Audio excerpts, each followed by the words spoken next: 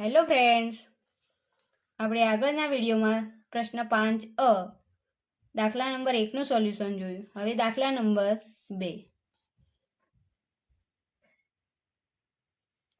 1. 500 metre લંબાઈ અને 200 metre પહોળાઈ ધરાવતી લંબચોરસ જમીન પર પ્રતિ 100 ચોરસ મીટરે ₹8 પ્રમાણે લાદી બેસાડવાનો ખર્ચ કેટલો થાય? તો અહીંયા લંબચોરસ જમીન કીધી છે, તો ચોરસ મીટર આવે ને એટલે સમજી લેવાનું કે શું કહે છે, ક્ષેત્રફળ શોધવાનું. ચોરસ મીટર શબ્દ આવે ત્યારે શું શોધવાનું?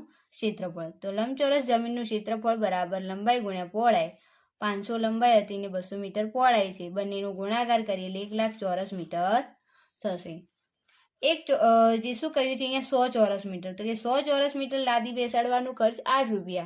તો 1,00,000 ચોરસ મીટર લાદી બેસાડવાનું ખર્ચ કેટલો?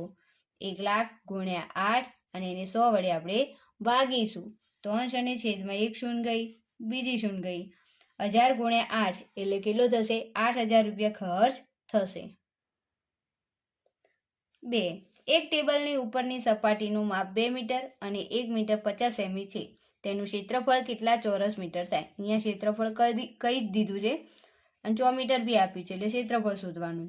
લંબાઈ અને પહોળાઈ બંને અલગ છે, તો લંબાઈ છે 2 મીટર અને પહોળાઈ છે 1 મીટર 50 સેમી, એટલે શું થશે? 1.50 મીટર. તો લંબચોરસ ટેબલનું ક્ષેત્રફળ બરાબર લંબાઈ ગુણ્યા પહોળાઈ 2 ગુણ્યા 1.50 મીટર બરાબર કેટલું થાય છે? 3 ચોરસ મીટર. 3. એક ઓરડાની લંબાઈ 4 મીટર અને પહોળાઈ 3 મીટર 50 સેમી છે. ઓરડાના આખા ભોંય તળિયાને ઢાંકવા માટે કેટલા ચોરસ મીટર શેતરંજી જોઈએ? તો લંબાઈ છે 4 મીટર ને પહોળાઈ છે 3 મીટર 50 સેમી, એટલે 3.50 મીટર. તો ઓરડાનું ક્ષેત્રફળ ગયું છે, તો લંબાઈ ગુણ્યા પહોળાઈ 4 ગુણ્યા 3.50 મીટર બરાબર કેટલું થશે? 14 ચોરસ મીટર. તો જે ભોંય તળિયું છે એને ઢાંકવા માટે કેટલી શેતરંજી જોઈશે? 14 ચોરસ મીટર શેતરંજી જોઈશે.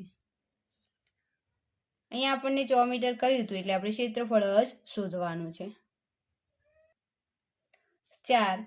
એક જમીનના ટુકડાની લંબાઈ 5 મીટર અને પહોળાઈ 4 મીટર છે. તેમાં 1 મીટર લંબાઈની બાજુવાળા ચોરસ 5 ફૂલોના ક્યારા બનાવ્યા છે. તો જમીનના બાકીના ભાગનું ક્ષેત્રફળ કેટલું થાય? તો પહેલાં તો જમીનનો જે ટુકડો આપ્યો છે એનું ક્ષેત્રફળ શોધી દઈએ.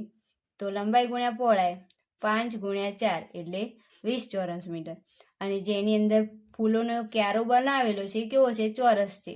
તે ફૂલના ક્યારાનું ક્ષેત્રફળ લંબાઈ ગુણ્યા લંબાઈ 1 મીટર કહ્યું હતું, તો 1 ગુણ્યા 1 એટલે 1 ચોરસ મીટર થાય. આ જે જમીનના ટુકડામાંથી ફૂલોના 5 ક્યારા બનાવ્યા હતા, બરોબર? તો 1 ક્યારાનું 1 ચોરસ મીટર, તો 5 ક્યારા, આવા 5 ક્યારા છે એટલે કેટલું થશે? 5 ચોરસ મીટર. તો જે 20 મીટર ચોરસ મીટર આવ્યું છે, તો બાકીના ભાગનું ક્ષેત્રફળ શોધવાનું છે જમીનનું.